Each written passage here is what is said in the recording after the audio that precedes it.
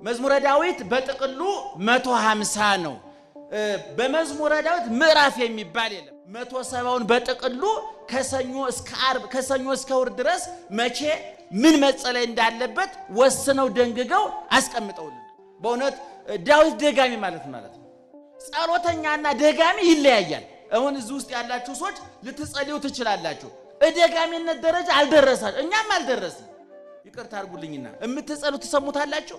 ስትጸልዩ ጸሎታችሁ መጀመሪያ እግዚአብሔር ከመስማቱ በፊት እናንተ ልትሰሙት ይገባል። ልክ ጸሎትም ስንጸልይ እኛ መጀመሪያ መስማት ያለብን እኛ ነን።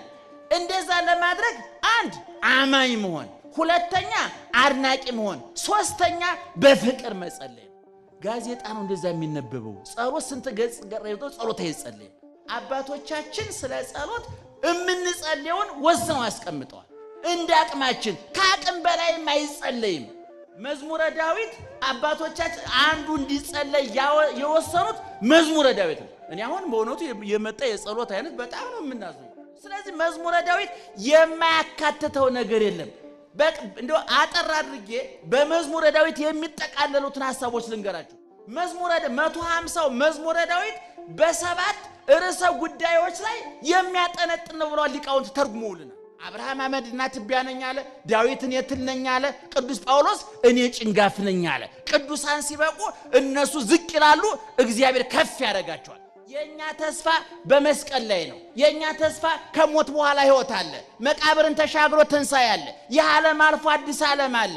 ሞት፣ ሕይወት፣ ረሃብ፣ ጥጋብ፣ ሐዘን፣ ደስታ፣ ትርፍ፣ ኪሳራ፣ ጤንነት፣ በሽታ፣ ሹመት፣ ሽረት፣ ማጣት፣ ማግኘት የማይፈራረቅበት የበላይ የበታች ገፊ ተገፊ ገዥ ተገዥ ሰጭና ነሽ የሌለበት አዲስ ዓለም አለ። በዚህ ዓለም ቁጭ ብለን ያኛውን ዓለም ተስፋ እናደርጋለን አለ። ሞት አልፎ ሕይወት አለ። መቃብርን ተሻግሮ ትንሣኤ አለ። ይህን ዓለም አልፎ አዲስ ዓለም አለ።